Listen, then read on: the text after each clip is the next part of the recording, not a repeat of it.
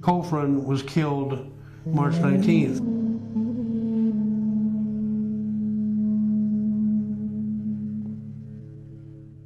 Lieutenant Farah.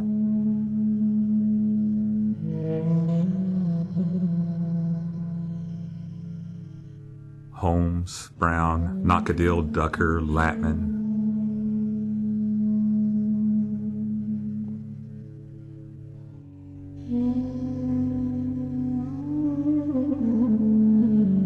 Don Latman was right there in the CP group. You know, we were very close.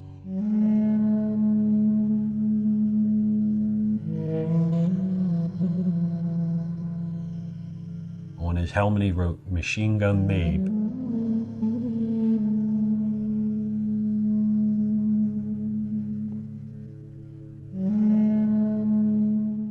Our fire team leader, Sergeant Torres, was killed.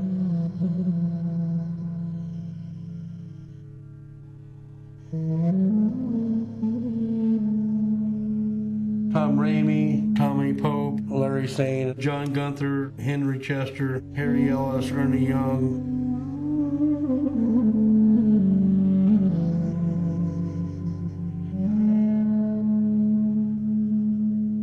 And then Ernie Madrid.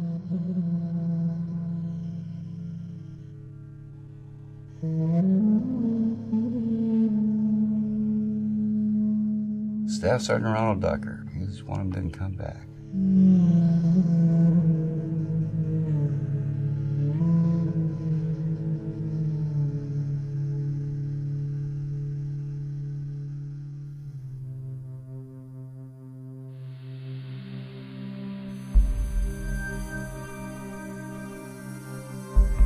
When Lieutenant Serum was killed, I took over his platoon.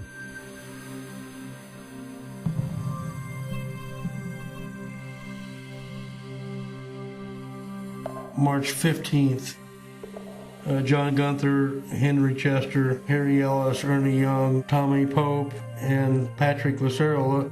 Some of these guys were the new guys. They haven't even been in the jungle a couple of weeks. And a sniper got them.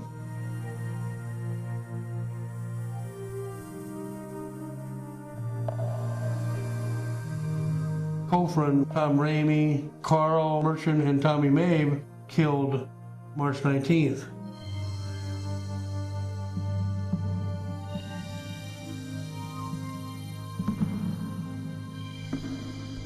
Lieutenant Farah, he jumped over the log to go behind a tree. He got shot about 5 or 6 feet away from me. When he got killed, it's like losing the sun. I was asked to go on point. I didn't feel comfortable. I kind of was still in R&R mode. That's where my head was. My head was not on the trail. It's the Ernie Madrid said, the heat take point. Ernie and I were tight. We were best friends. Ernie was part Navajo and part Mexican. He used to say to me every morning, and I'd see him, "Yetahete," which he told me meant, "Hello, my friend." And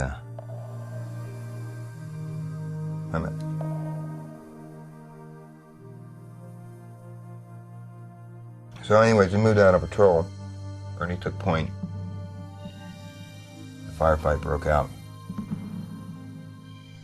Towards the left side, and forward was where Ernie was.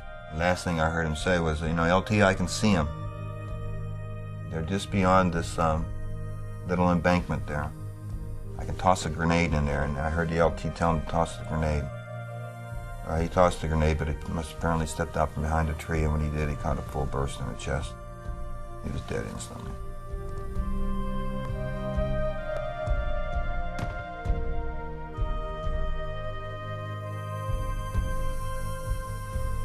After March 3rd, learning the fact that your best friend had been killed, 2, 3, 4, 5 of your best friends are now dead, that changed my whole life. And now, There's a number. Today, is it your day? Another day goes by. Today's your day? Nope.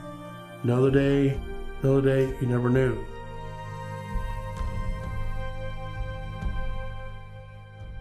You just never knew. I have no qualms in killing those who are trying to kill me or kill my friends. As ugly and grotesque as it may sound, that's war.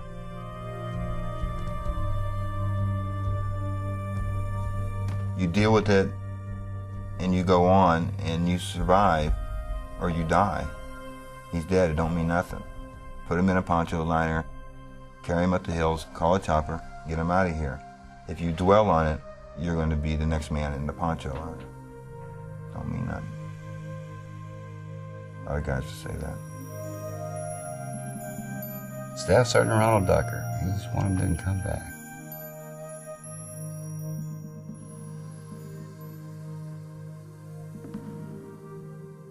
He probably taught me more in 3 months than the Army did in 3 years.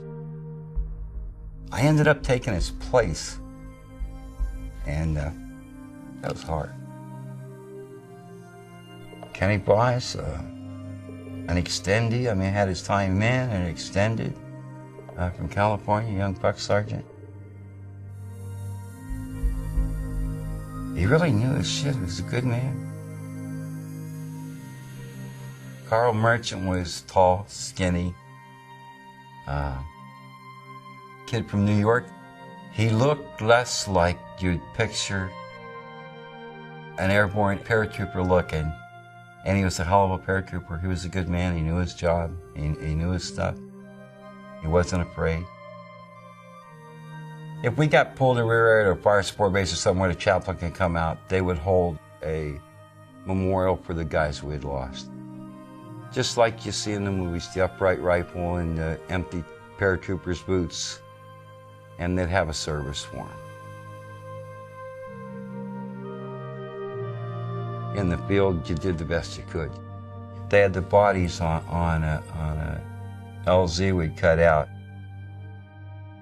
and they didn't take the bodies out until the next day. They took the wounded out. It got dark, they left the bodies overnight, and the platoon, 1, 2 at a time, would go up and pay our respects. Everybody took a turn. I cried when I counted those 142 bodies and looked for my buddies for 3 days and did those things because we were very, very close. And I did my mourning then.